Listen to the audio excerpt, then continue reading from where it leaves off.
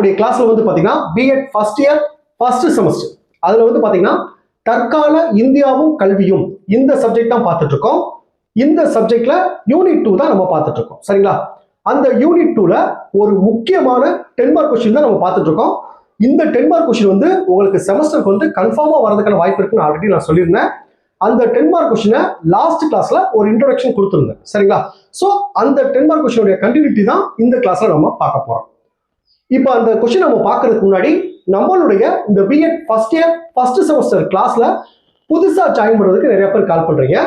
நீங்க எப்படி ஜாயின் பண்ணணும்னா என்னுடைய மொபைல் நம்பர் 9159084262 இந்த நம்பருக்கு நீங்க கால் பண்ணுங்க.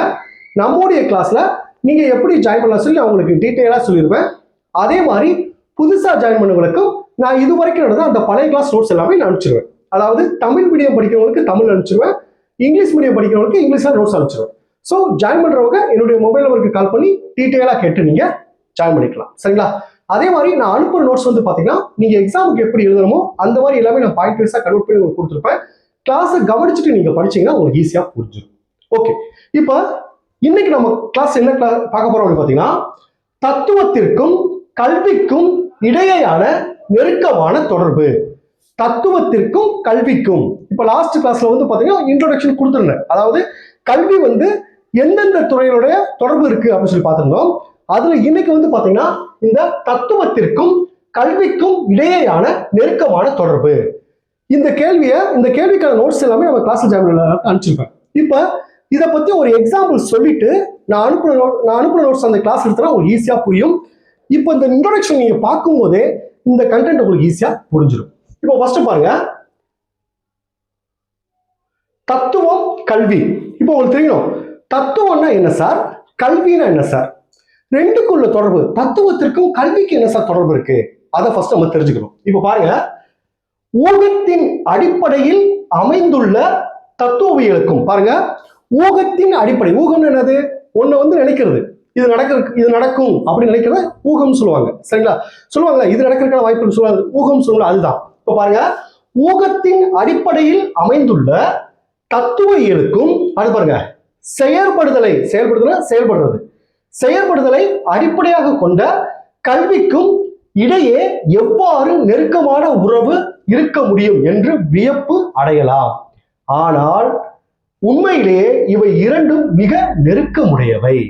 இப்ப நல்லா கவனிச்சுங்க, இந்த சென்டென்ஸை படிச்சிட்டேன். இதுல பாருங்க, ஊகத்தின் அடிப்படையில் அமைந்துள்ள தத்துவ இயலுக்கும், ஃபர்ஸ்ட் தத்துவம் என்னன்னு சொல்லிடுறேன், சிம்பிளா சொல்றேன், உங்களுக்கு ஈஸியா புரியும். இப்ப பாருங்க, தத்துவம் அப்படின்றது நம்முடைய எண்ணம், நம்முடைய வாழ்க்கையோட குறிக்கோள், அதெல்லாம் எல்லாத்தையும் தத்துவம்னு சொல்லுவாங்க. இப்ப பாருங்க, ஆசிரியர் பணியில் சேர வேண்டும்.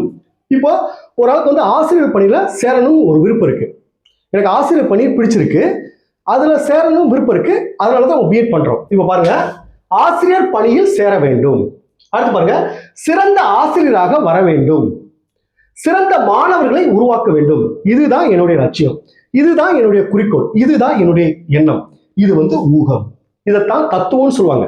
நம்ம என்ன எண்ணம், நம்ம என்ன குறிக்கோள், நம்ம எதை நம்ம எதை ஆசைப்படுறோம், அதைத்தான் தத்துவம்னு சொல்லுவாங்க. ரைட். இப்ப பாருங்க, இதை நினைச்சிட்டா மட்டும் போதுமா, இதை செயல்படுத்தணும்ல.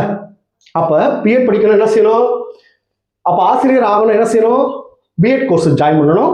அடுத்து சிறந்த பயிற்சி பெறுதல், அந்த பிஎட் காலேஜ்ல சிறந்த பயிற்சி பெறணும். அடுத்து முழுமையாக பாடத்திட்டத்தை புரிந்து கொள்ளணும். அதை கத்துக்கிட்ட பிறகுதான் நம்ம சிறந்த ஆசிரியர் ஆக முடியும். சரிங்களா? அப்ப ஒன்னு குறிக்கோளை நினைக்கிறது தத்துவம், அதை செயல்படுத்துறது கல்வி. வெறும் நான் ஆசிரியர் ஆகணும் அப்படி மட்டும் எண்ணத்தை மட்டும் மைண்ட் வச்சுக்கா, சிறந்த ஆசிரியர் ஆகணும், நல்ல மாணவர்களை உருவாக்கணும் அப்படி சொல்லி மைண்ட்ல மட்டும் வச்சுட்டு இருந்தா, செயல்படுத்தாம வச்சிருந்தா அது என்ன தத்துவத்தோட முடிஞ்சிடும். அப்ப ஒரு தத்துவத்தை செயல்படுத்தணும்னா கல்வி முக்கியம். இப்போ உங்களுக்கு புரியுதா? அப்ப தத்துவம் இல்லாமல் கல்வி இல்லை, கல்வி இல்லாமல் தத்துவம் இல்லை. இரண்டும் இதை வந்து ஒரு நாணயத்தின் இரு பக்கங்கள் அப்படின்னு சொல்லுவாங்க. இப்போ உங்களுக்கு புரிஞ்சிச்சா? இப்போ இது வந்து உங்களுக்கு எக்ஸாம்பிளுக்கு நான் எடுத்தது, இது நான் கொடுத்த நோட்ஸ்ல இருக்காது, உங்களுக்கு புரிய வைக்கிறதுக்காக ஒரு எக்ஸாம்பிள் நானா எடுத்தது. சரிங்களா? இன்னும் ஈஸியா புரிய வைப்பாங்க. தத்துவம் ஒரு கட்டிடத்திற்கான திட்டத்தை வடிவமைக்கிறது. எப்படி பிஎட் படிக்கணும் அப்படின்றது அது வந்து ஒரு ப்ளூ பிரிண்ட் மாதிரி. சரிங்களா? அதைத்தான் சொல்றாங்க பாருங்க, தத்துவம் ஒரு கட்டிடத்திற்கான திட்டத்தை வடிவமைக்கிறது. நான் சிறந்த ஆசிரியர் ஆகணும், சிறந்த மாணவர்களை உருவாக்கணும் அப்படின்றது தத்துவம், அது அடிப்படை, ஒரு கட்டடம். அடுத்து பாருங்க, கல்வி அந்த திட்டத்தை பயன்படுத்தி கட்டிடத்தை கட்டுகிறது. திட்டம் இல்லாமல் கட்டிடம் இல்லை, கட்டிடம் இல்லாமல் திட்டம் வெறும் காகிதம் மட்டுமே. நினைச்சா மட்டும் போகாது, அதை செயல்படுத்தணும். அதை செயல்படுத்துறதுதான் கல்வி. அத சொல்ல பாருங்க, தத்துவமும் கல்வியும் ஒரு நாணயத்தின் இரு பக்கங்களே. சரிங்களா? இப்போ உங்களுக்கு புரிஞ்சிச்சா? ஓகே. இதுல மொத்தம் பாத்தீங்கன்னா 4 தலைப்புகள் கொடுத்துருக்காங்க. அதாவது கல்விக்கும் தத்துவத்துக்குள்ள தொடர்புல 4 தலைப்பு கொடுத்துருக்காங்க. 1, கல்வி செயல்முறைகளின் குறிக்கோள்களை தீர்மானிப்பது தத்துவமே. பாருங்க, கல்வி செயல்முறைகளின் குறிக்கோள்களை தீர்மானிப்பது தத்துவமே. இப்போ பாருங்க, நான் ஆசிரியர் ஆகணும், அது என்னுடைய குறிக்கோள், அதை தீர்மானிக்கிறது கல்விதான். ரெண்டாவது பாருங்க, கல்வியே தத்துவ நெறிமுறைகளை பரப்பும் சாதனமாக அமைந்துள்ளது. இப்ப தத்துவத்தை நினைச்சிட்டேன், அப்ப நான் கல்வியை அதுக்கான பிஎட் கோர்ஸ் சேர்றேன், அதை வச்சுதான் என்னோட செயல்பாடே இருக்கு. அதான் சொல்ற பாருங்க, கல்வியே தத்துவ நெறிமுறைகளை பரப்பும் சாதனமாக அமைந்துள்ளது. பாருங்க, உலகின் பிரபல தத்துவ அறிஞர்கள் யாவரும், எல்லா தத்துவ அறிஞர்களும் கல்வியாளர்களாகவே உள்ளனர், எல்லாமே கல்வியாளர்களா இருக்காங்க அப்படின்னு சொல்றாங்க. அடுத்து பாருங்க, கல்வியின் முக்கிய கூறுகளை தத்துவமே மறைமுகமாக தீர்மானிக்கிறது. இந்த 4 பாயிண்ட்டை தான் நம்ம எக்ஸ்பிளைன் பண்ணி பார்க்க போறோம். சரிங்களா? இப்போ கொடுத்த இன்ட்ரோடக்ஷன் உங்களுக்கு புரிஞ்சிருக்கும், கல்வியிலும் என்ன, தத்துவம் என்ன தெரிஞ்சிருக்கும், 2க்குள்ள இருக்கிற ரொம்ப தெரிஞ்சிருக்கும். இப்போ இந்த 4 தலைப்புகள் தான் நம்ம பார்க்க போறோம்.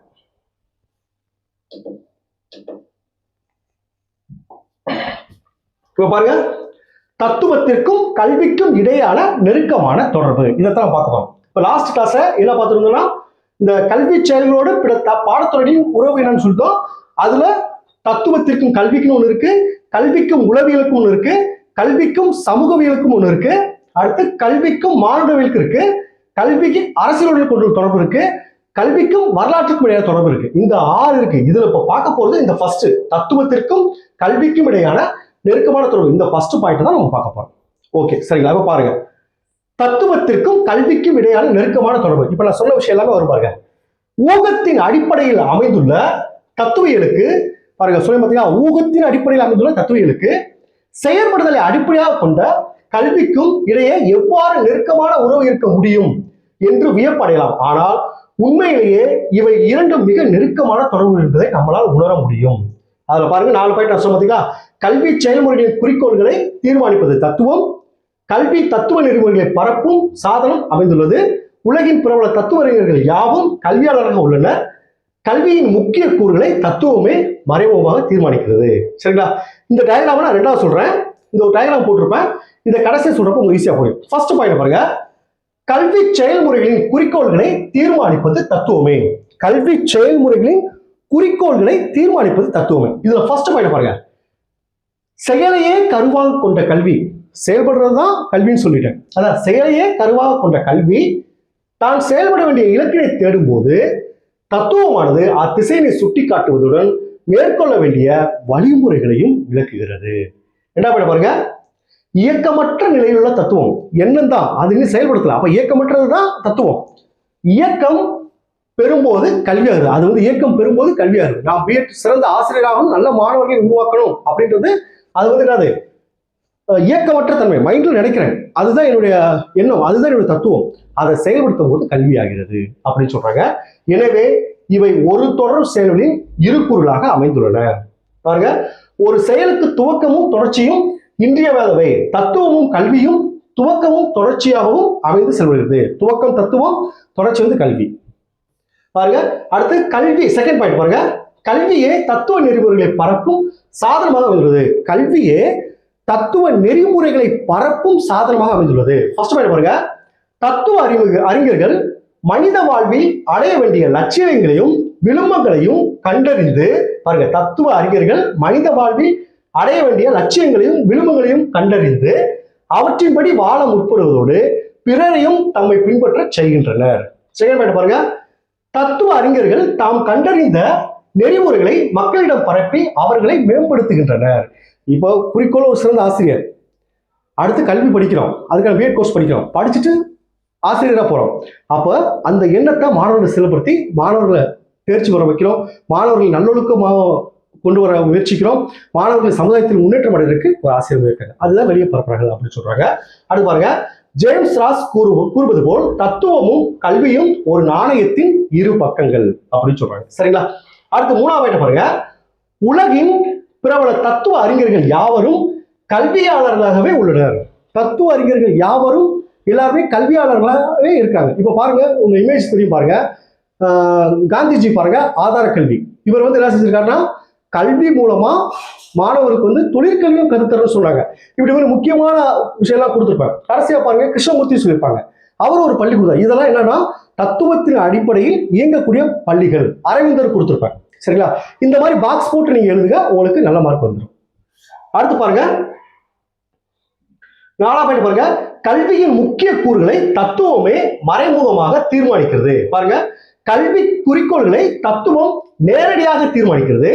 குறிக்கோள்கள் மூலம் கல்வியின் பிற கூறுகள் ஆவன. என்ன பாருங்க, கற்பிக்கும் முறைகள், ஆசிரியர் பங்கு, ஒழுக்கம், அடுத்து மாணவர்களின் மனப்பான்மை ஆகியவை தத்துவத்தால் மறைமுகமாக தீர்மானிக்கப்படுகின்றன. பாருங்க, ஒவ்வொரு தத்துவ அறிஞரும் தத்துவ கல்வி தத்துவத்திற்கு ஏற்ப கல்வி அமைப்பை தோற்றுவித்து உள்ளனர். இதுதான் இந்த கேள்வி. அடுத்த கிளாஸ்ல வந்து பாத்தீங்கன்னா கல்விக்கும் உளவியலுக்கும் இடையான நெருக்கமான தொடர்பு வந்து அடுத்த கிளாஸ்ல நம்ம பார்ப்போம். சரிங்களா? Okay, thank you students. நம்ம நெக்ஸ்ட் கிளாஸ்ல பார்ப்போம்.